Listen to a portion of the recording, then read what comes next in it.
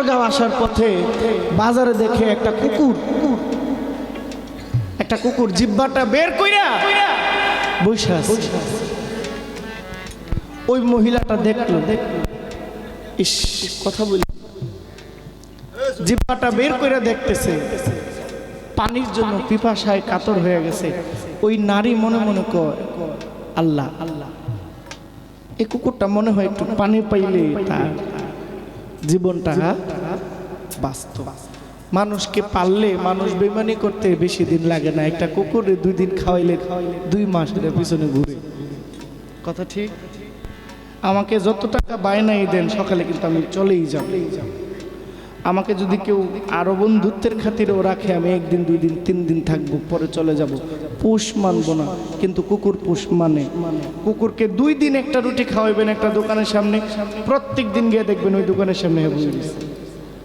প্রমাণিত না? ওই কুকুরটা জিহ্বাটা বের করে বসে আছে। মহিলাটা কয়, পানি পাই কই? আশেপাশে কোথাও পানি নাই। তার গায়ের একটা চাদর ছিল, ওড়না ছিল, অনেক দূর গিয়া একটা টিউবওয়েল থেকে চাপা এটারে ভিজাইছে, যতক্ষণ পানি এটা লাগছে এটারে হাতের কোষে আইনা এই কুকুরটার মুখে চিপ দিয়া পানিটা দিয়ে দিছে। কুকুরটা পানিটা পাইয়া তার প্রাণটা ফিরা পাইছে, ওই বাইচা গেছে।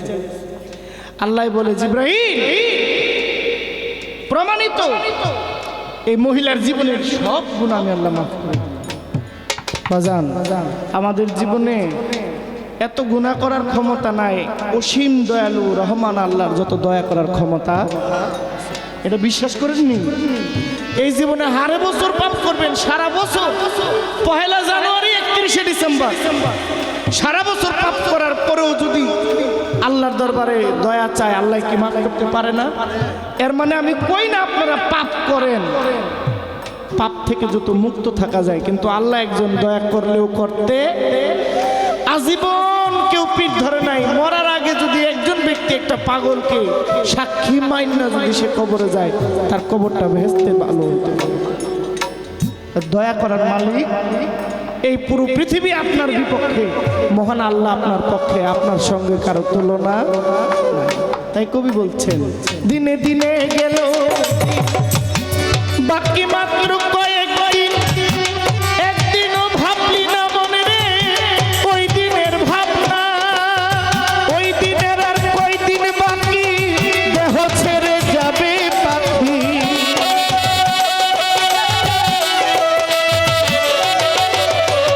ওই দিনের আর কয়দিন বাকি, দেহ ছেড়ে যাবে পাখি। দেখবি তখন সবই ফাঁকি, সবই ছলনা।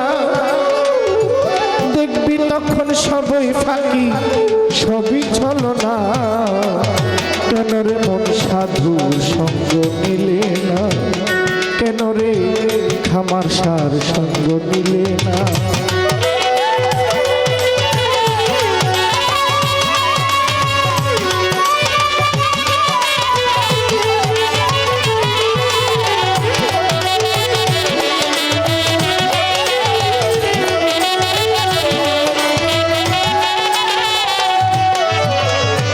নামে প্রেমে ডাকো তারে, পারে যাইবা সমাদরে, মনে চাই যারে তা নাই তুলনা। নামে প্রেমে ডাকো তারে,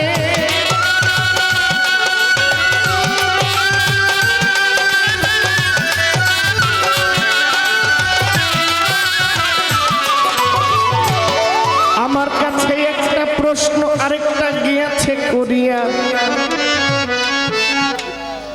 ওই প্রশ্নটা হচ্ছে, ওই যে বিসমিল্লাহর যে বীজ, এটার কালার কি, রং কি মনে আছে? নেই? সাধক জালালউদ্দিন খার একটা গান আছে, আপনারা বিরক্ত হইলে আসলে আমি বুঝতেছি আপনারা বিরক্ত হইতেছেন, কিন্তু আমার তো আটকায় ফেলছে এই প্রশ্নগুলো, তো আমার কইরা গেছে, কি করবেন কথাগুলো? তো আমারও তো এই প্রশ্নগুলো কইরা গেছে, এই যেন আমি পেঁচালটা পারি। জালালউদ্দিন খার একটা গান আছে, এই বিশ্ব বাগানে, আরে দাদারে ছোট বাজার,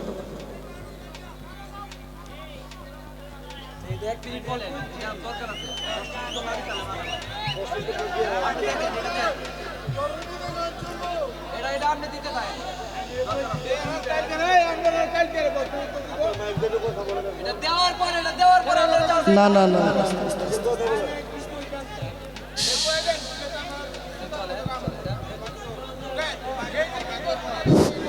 সম্মানিত দর্শক, আমি জানি এমন একটা কিছু হইব। এইবারের যে উনি যে প্রশ্নের উত্তর দিতেছে সেটা শুনে পরে আপনারা যা চান তাই আপনাদেরকে দেওয়া হবে। এটা শুনে আপনাদের কোনো দোষ নাই, আপনাদের কোনো দোষ নাই, আপনাদের জায়গায় আপনারা রাইট। আমি তো পরিস্থিতির শিকার বাজার, কি করবো?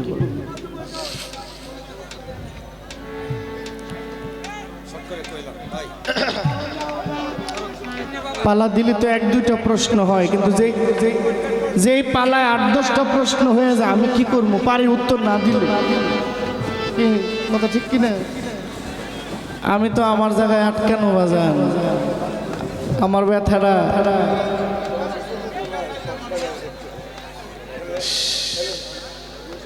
আল্লাহ মাফ করুন।